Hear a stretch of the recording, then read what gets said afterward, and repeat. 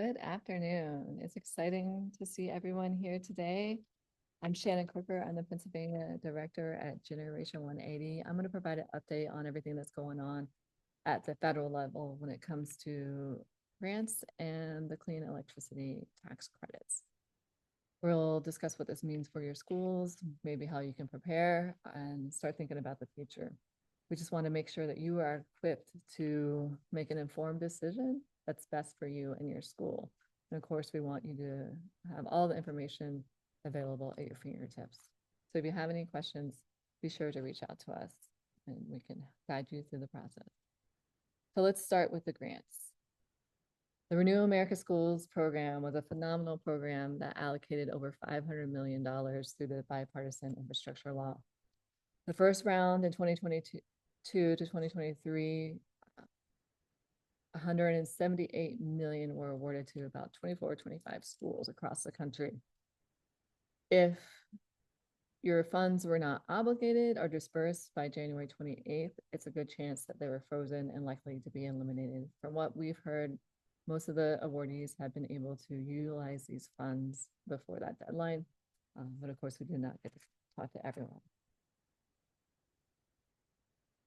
Then when you look at 2024, the second round, there was 180 million funds that were awarded. And there was a phased process for these projects. So some of them may have been received their first phase of funds. And then some schools may have been in this really sticky predicament where they couldn't get everything signed by January 28th of this year. And the rest of the funds were completely eliminated or frozen, and there still may be some uncertainty. I know this caused quite a bit of a fiasco for some schools earlier this year, and some unfortunately will not be receiving the implementation money because it was phased in 2 phases, potentially 3, with the initial phase being planning and then moving on to phase 2 with more deeper dive and implementation. We were excited that we were going to start this year with the third round, where we were expecting $90 million to be distributed across schools. Unfortunately, shortly after the inauguration, we saw the site was taken down, and the April 3rd deadline that we were preparing for was no longer available. It is unclear if this project or if this money will come back. It's highly doubtful that it will, but we will most definitely stay on top of it and let any schools know if it comes out again. The EPA's Clean Bus program, I'm sure some of you are very familiar with this. This is an excellent program, again, with $5 billion allocated through the bipartisan infrastructure law. Over half of that has been awarded to 1,200 school districts. There was a round with applications turned in at the very beginning of this year, and of course, shortly thereafter inauguration, it just kind of completely disappeared. So we'll likely not see that funding come through, at least for the rebate round. Hopefully states will step up and fill in where the federal government is dropping the ball. So without further ado, let's talk about the federal clean electricity tax credits, which were uncapped. They were non-competitive, so everyone was eligible for this. And this is just a snapshot. We'll go into more detail, but the big thing to know is that elected pay is still intact. It's been preserved. So that one-time cash reimbursement, anywhere from 30 to 70% of your total project cost, depending on what bonus adders you qualified for, you can still get them. But things are expiring and shifting underneath our feet on a regular basis. So you'll see solar has 2 important years that we need to talk about. Energy storage is still available. Ground source heat pump wasn't touched at all, so that's great. And then as you can see, the school buses expired this year, just like any of the electric vehicles, such as light duty, personal vehicles, and heavy duty, which is unfortunate. But fortunately, they gave us some wiggle room and some time to get the infrastructure in place for our new electric school buses and vehicles. So if you have not started your infrastructure project, you want to get that started so that you can meet this June 30th deadline. But there's also a few other things you'll want to stay in the know of, which I will talk about in just a moment. So let's start with solar. This is section 48E, the Clean Electricity Investment Credit. And this is where you can get essentially 30% of your project costs and up to 70%. So it's going to be eliminated for projects that start construction or are placed in service after 2027. If you start construction by July 4th of next year, you have until the end of 2030 to place the project in service, which is great. Sometimes these projects take a while to develop and get built, especially if they're larger or if they're ground arrays and they have permitting that needs to be taken into consideration, as well as utility interconnection, because sometimes that can hold a project up. Otherwise, if a project commences construction after July 4th next year, you have to have your project in place by December 31, 2027. That would be achievable for smaller projects, but as we know, if you haven't started thinking about your project, to go through the approval project at the school level or district level can be a challenge in and of itself. And then if you have utility hurdles to jump through, you're going to have to plan ahead for that. So I would say start talking to your board now and start talking to your utility if you're not able to commence construction before July 4th next year. And then there's this new provision, what we call FEOC, Federal Entities of Concern, that is going to take place starting January 1st of next year. We'll talk about those provisions on another slide, but just so you know, you'll have to be much more diligent in sourcing materials and supplier vendor contracts moving forward after the end of this year. Like I said before, ground source heat pumps, they were not touched at all, which is great. So this project is still available to January 1st, 2035, which is excellent because these can take a while and there are no FEOC restrictions. There are prevailing wage and apprenticeship requirements depending on the size of the project, and same as domestic content. So if this is something you're interested in, we can surely talk offline on how you can potentially meet these. And otherwise, I think if it's something, it's a great opportunity with the tax credit, the life cycle analysis, and the savings with geothermal have been incredibly beneficial for schools. So it is worth looking at if it's something you can do in your region. Let's look at the energy storage also in 48E. So there's really been no changes. Just be aware if there's something that you've been looking at, it will start to step down and phase out in 2033. So starting in 2034, 75% of the total project will be reimbursed, and then 50% in 2035. Battery storage has to meet the FEOC restrictions, which is going to be challenging. But luckily, in the last year or two, we've had a few domestic manufacturers come online, especially in Pittsburgh. I don't want to say out west in California, there may be a handful, but battery storage is an excellent tool for decreasing your demand charges as well as resiliency. If you already have solar and it's something you were thinking about, I would behoove you or encourage you to go ahead and start looking at it.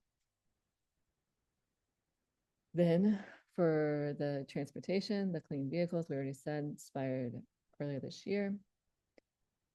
The infrastructure, we said we have until June 30th, but you also need to make sure that your infrastructure is located in a low income or non-urban census tract. So a lot of suburban schools still may qualify. Make sure you're either talking to your vendor or you can follow up with us and we can help you figure out if this is something that your school would be able to meet. And then 179D, this is a commercial energy efficiency building deduction. That's always been a really great tool used by some savvy engineers and architects who are able to negotiate a better price for the school to implement these projects for a trade and a tax deduction for them, since they have the tax liability. It's a little complicated, but I think if you have used this tool before, or if your engineer and architect are talking to you about this, you want to make sure that you commence construction before July 1 of 2026. So the prohibited foreign entities and foreign entities of concern is really one of the things that's going to be the most challenging for us to meet.